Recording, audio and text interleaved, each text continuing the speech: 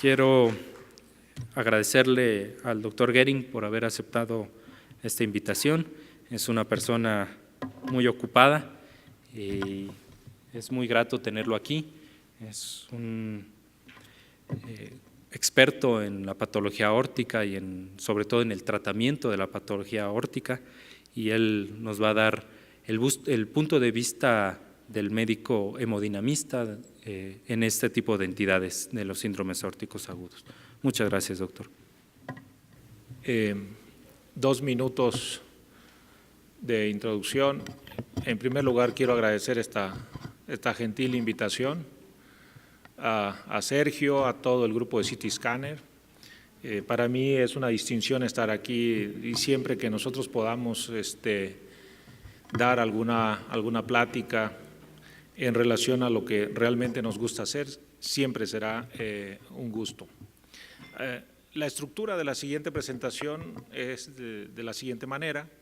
En primer lugar, hablaremos de los puntos más importantes fisiopatológicos, tal vez, del síndrome aórtico agudo, complicado y no complicado. Hablaremos de una estratificación de riesgo que la manejamos desde el 2014 en nuestra institución. Tiene un sustento científico importante. Y al final hablaremos de los resultados del tratamiento endovascular en cada uno de estos grupos de riesgo.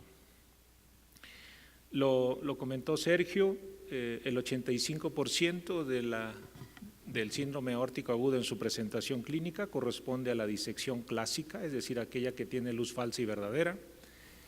En frecuencia es seguido por el hematoma intramural en un 15%, y la presentación más infrecuente clínicamente hablando dentro del síndrome aórtico agudo como entidad es la úlcera penetrante ateroesclerótica de aorta. Desde el punto de vista del hemodinamista o del especialista endovascular, creemos que lo más importante son estos 2 puntos de referencia cuando un paciente tiene el diagnóstico de un síndrome aórtico agudo.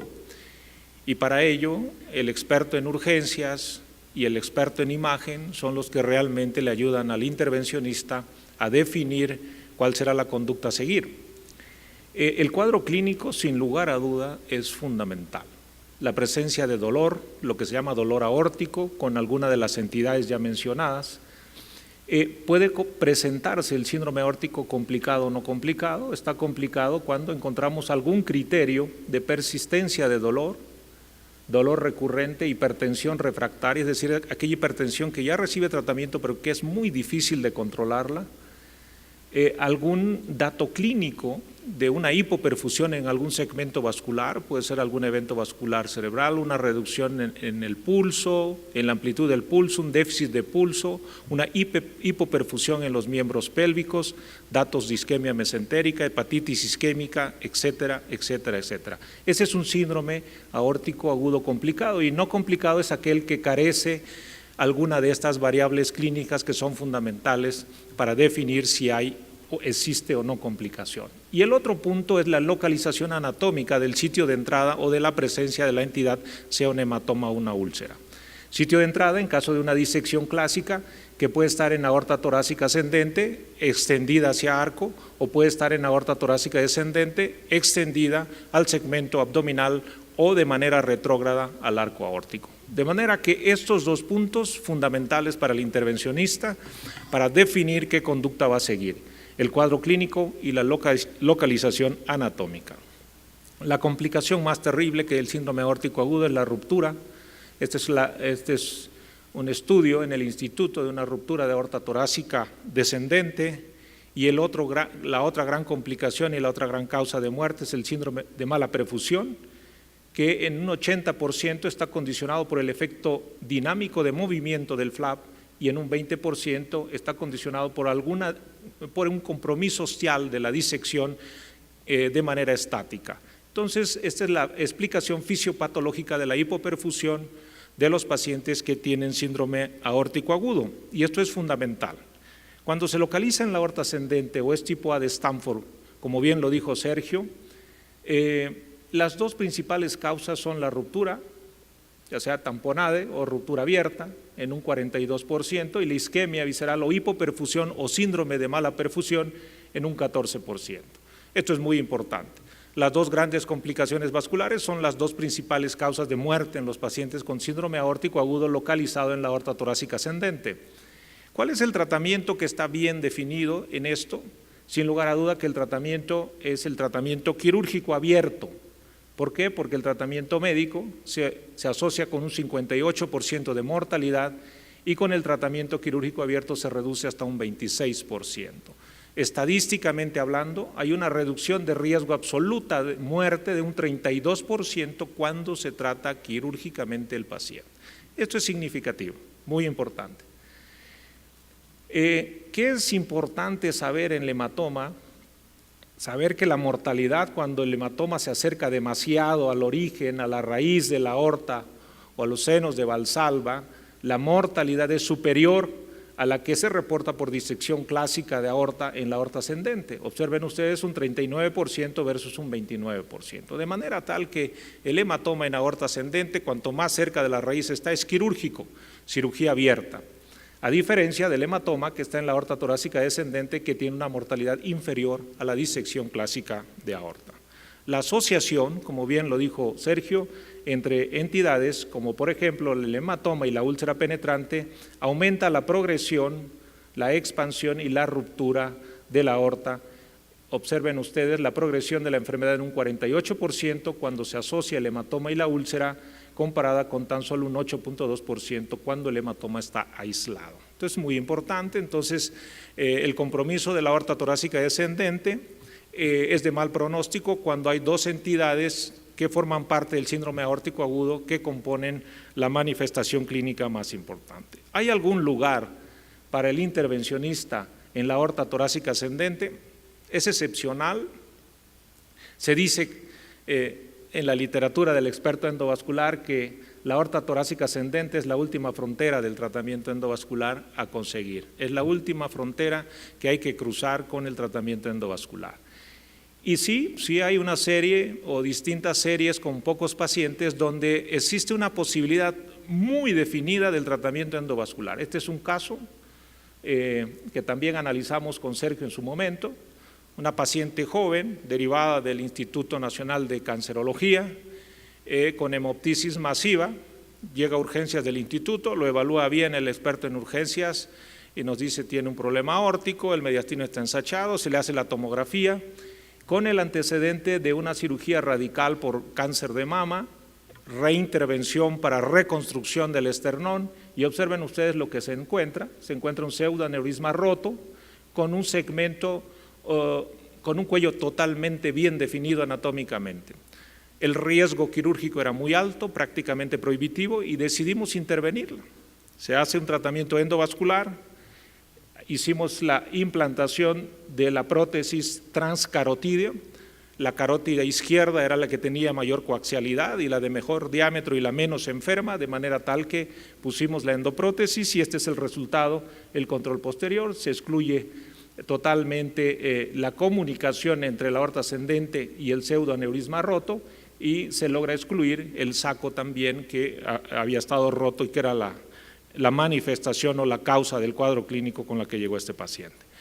¿Cuándo la intervención endovascular podría tener algún lugar, alguna cabida en la aorta ascendente? Obviamente es cuando el paciente tiene un riesgo prohibitivo para cirugía abierta, cuando tiene múltiples cirugías de tórax, cuando ha sido expuesto a radiación crónica o a quimio y radiación crónica y cuando hay mucha dificultad técnica para que el cirujano experto en aorta torácica pueda hacer una cirugía con buen resultado. Entonces, probablemente a futuro tengamos dispositivos diseñados para aorta ascendente, porque no nos olvidemos que el plano valvular, la emergencia de las arterias coronarias y la emergencia de los vasos supraórticos son el reto anatómico más importante al tratar una patología focalizada en la aorta ascendente como tratamiento vía endovascular. Hablamos ahora de la aorta torácica descendente. Las dos causas que mencionábamos para la aorta torácica descendente como causas principales de muerte también son las mismas causas de muerte para una disección de aorta tipo B, la ruptura y la isquemia visceral. La buena noticia es que el mayor porcentaje de presentación clínica corresponde a una disección tipo B no complicada, en un 78%, y llegan los pacientes con algún dato de complicación en un 22%, es decir, una disección tipo B complicada o un síndrome aórtico complicado. Y esta es la estratificación de riesgo que utilizamos nosotros, y esta la utilizamos desde el 2014. Se puede estratificar el riesgo de muerte temprana en los pacientes que tienen un síndrome aórtico agudo, preferencialmente aquellos pacientes que tienen una disección tipo B en bajo riesgo, intermedio y alto. Cuando un paciente es de bajo riesgo, cuando el paciente tiene la disección localizada en la aorta torácica descendente, sin embargo, no hay ningún dato clínico o de imagen de alta resolución que indique que existe una complicación.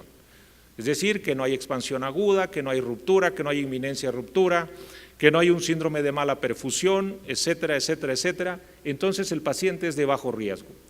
Podemos considerarlo como de riesgo intermedio aquel grupo tan especial que llega a urgencias, sobrevive la fase aguda, pero persiste con un descontrol hipertensivo, es decir, tiene hipertensión resistente al manejo de un intensivista experimentado. Hay recurrencia o persistencia del dolor.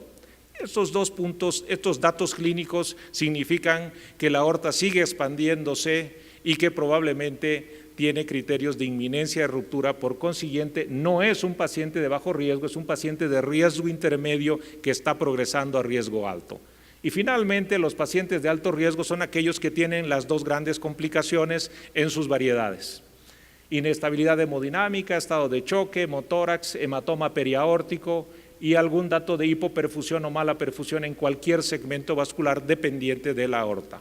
Y esto es muy importante porque aquí la mortalidad se incrementa exponencialmente, y en el grupo intermedio la mortalidad promedio es del 17%, a diferencia del grupo de alto riesgo, que puede alcanzar incluso al 85% con tratamiento médico. ¿Cuál es la evidencia de esta estratificación? Riesgo bajo, aquellos que están asintomáticos pero que tienen una disección. Si nosotros lo tratamos médicamente, la mortalidad es del 1.5% a los 30 días. Si lo tratamos con una endoprótesis es del 9%, y si lo tratamos quirúrgicamente del 28%. Pero si ese grupo de paciente tiene dolor persistente, hipertensión refractaria al tratamiento, la mortalidad con tratamiento médico se incrementa hasta un 35.6% prohibitivo. Con el tratamiento endovascular estadísticamente similar, 4%, y con el tratamiento quirúrgico también estadísticamente similar, un 20%. La mortalidad de los pacientes de bajo riesgo y riesgo intermedio con cirugía es igual porque es inherente al método quirúrgico que se emplea, que es idéntico para el paciente de bajo riesgo o del riesgo intermedio.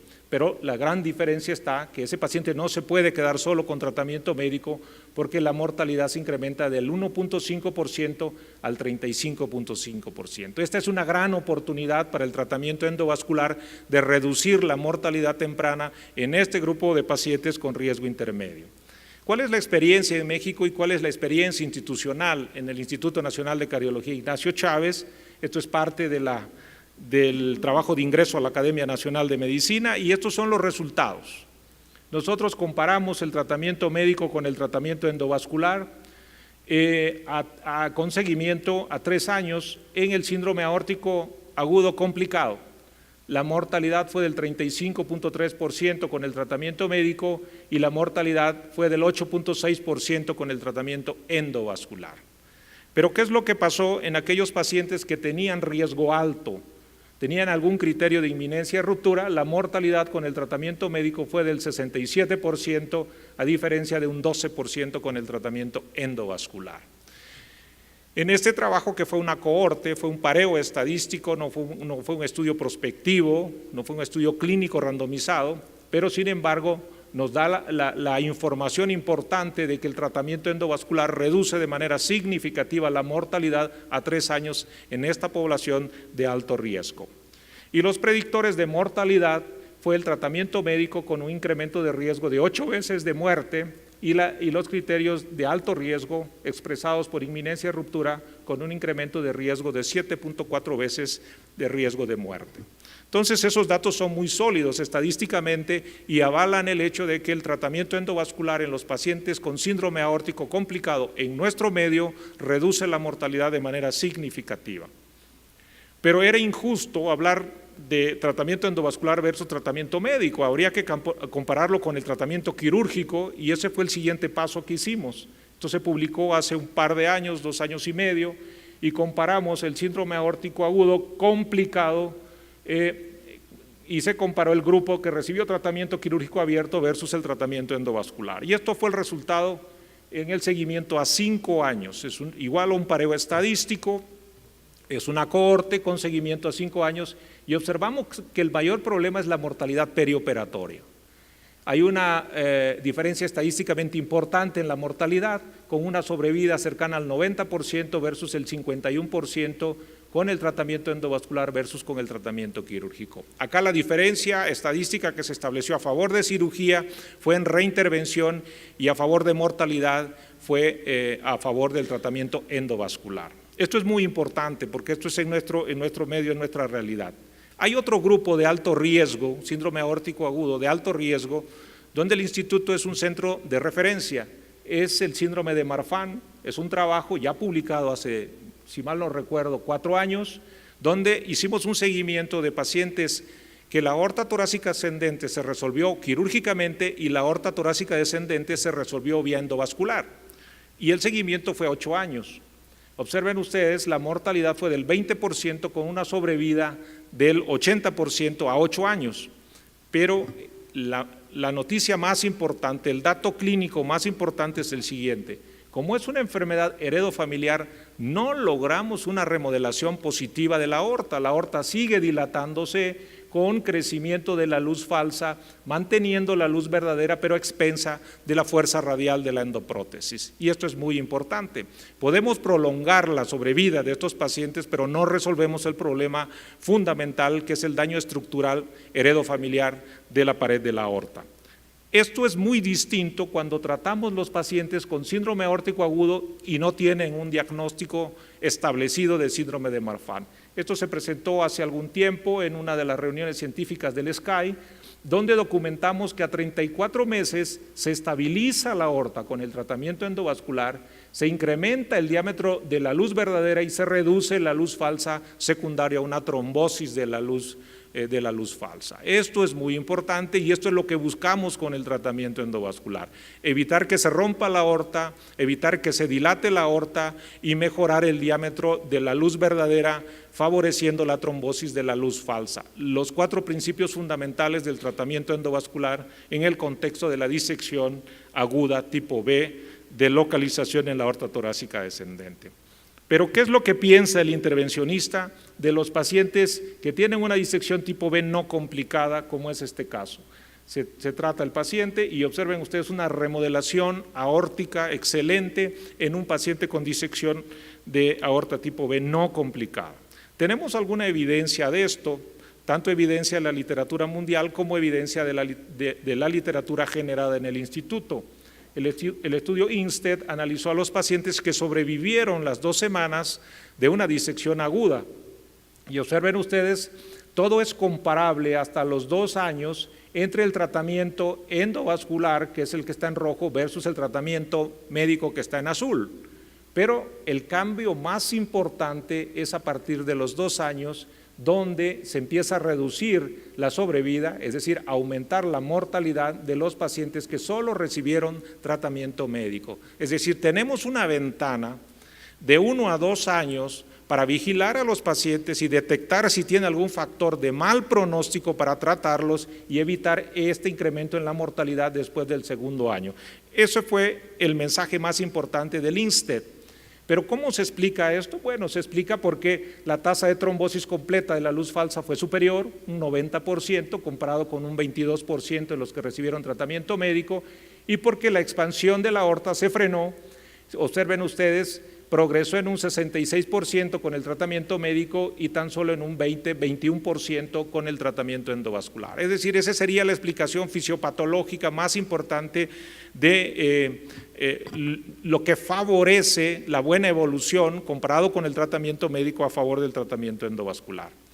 El registro internacional hizo lo mismo y también documenta que después del primer año, cuando se compara tratamiento endovascular versus tratamiento médico en este grupo de pacientes, empieza a dilatarse la aorta. Por consiguiente, la ventana que tenemos de protección clínica para esos pacientes no rebasan los 12 meses y debemos detectar con mucha certeza, cuál es el factor que va a condicionar o que está condicionando un crecimiento en el diámetro de la aorta. ¿Qué es lo que vimos nosotros en este trabajo que yo les presenté? Esta es la curva de sobrevida de los pacientes, tratamiento endovascular y tratamiento médico. Observamos de que a través de un análisis estadístico que evalúa la diferencia estadística a lo largo del tiempo, observamos que durante el primer año no había diferencia estadística, pero a partir un poco antes de los 10 meses observamos un incremento en la mortalidad y este incremento en la mortalidad se hizo muy marcado después de los 30 meses. Igual, en nuestra población tenemos esa ventana que demuestran la población europea y la población americana de esos 2 primeros 10 o 12 meses que nos permitirían estratificar al paciente y detectar algún factor de mal pronóstico. ¿Y cuáles son esos factores de mal pronóstico? Bueno, que tenga un sitio de entrada grande y proximal, grande más de 10 milímetros, proximal muy cerca de la subclavia, que tenga un solo sitio de entrada. ¿Por qué? Porque el concepto es, si tiene un sitio de entrada y no tiene sitio de salida, se presuriza mucho la luz falsa. Observen ustedes que si tiene muchos, bueno, hay sitios de entrada y de salida, de manera tal que existe la posibilidad de hemodinámica de despresurización de la luz falsa. También el otro factor de mal pronóstico es que se trombose parcialmente la luz falsa, porque eso se ha asociado con una mortalidad a 3 años del 30%, a diferencia de si está trombosada de manera completa con una mortalidad del 22%, o si está permeable porque tiene múltiples sitios de entrada y salida con una mortalidad del 13% a los 3 años. Pero, ¿cuál es probablemente el determinante más importante que se asocia con dilatación de la aorta? Observen ustedes, es el diámetro de la luz falsa. Si este es mayor a 22 milímetros, la velocidad de dilatación de la aorta será mayor, esté en el segmento proximal o en el segmento medio de la aorta torácica. Si el diámetro de la luz falsa es menor a 22, la velocidad de crecimiento será significativamente menor, tanto en el segmento superior como en el segmento medio de la aorta torácica descendente. De manera que esto es muy importante, la presurización de la luz falsa probablemente sea uno de los factores más importantes que acelera la dilatación de la aorta y establece un mal pronóstico en este grupo de pacientes. Para concluir y para resumir, esta es la ruta crítica que seguimos en el instituto y consiste en lo siguiente. El síndrome aórtico agudo, lo primero que debemos saber con la ayuda del experto en imagen, el clínico de primer contacto, o sea, el médico experto en urgencias, cuidados críticos, intensivos, y el experto en imagen es si está complicado o no. Pulsos, estado mental, neurológico, etcétera, etcétera, etcétera. Segundo, si está complicado o no, ¿dónde está localizado? Aorta torácica ascendente o descendente, con extensión a arco o con extensión al segmento abdominal. Si está complicado, tenemos 2 grupos, el grupo de riesgo intermedio y el grupo de riesgo alto. ¿Qué es lo que ofrece el experto endovascular de manera en el tratamiento y resultados? Es una mortalidad que oscila del 4 al 9%, cuando se trata el grupo de riesgo intermedio con una endoprótesis, sellando el sitio afectado, y en el grupo de alto riesgo lo que ofrece es una mortalidad cercana al 15%, puede alcanzar el 20 o 21% dependiendo del compromiso vascular, pero en promedio es del 15%. Este grupo se caracteriza por dolor persistente, hipertensión de difícil control y expansión aguda por imagen, y este grupo se caracteriza por tener 1 o 2 de las complicaciones que son mortales, ruptura o síndrome de mala perfusión. ¿Qué hacer en el síndrome aórtico no complicado, que es el paciente de riesgo bajo? Bueno, es decir, tenemos 12 meses, 10 a 12 meses para hacer un seguimiento estricto, no solamente clínico, sino que se debe hacer un seguimiento con imagen de alta resolución para establecer si existe o no algún criterio de mal pronóstico que condicione la expansión de la aorta y por consiguiente la ruptura y muerte de ese paciente. Esta es la ruta crítica que seguimos y básicamente está fundamentada en los trabajos que hemos realizado a lo largo de este tiempo. Muchas gracias.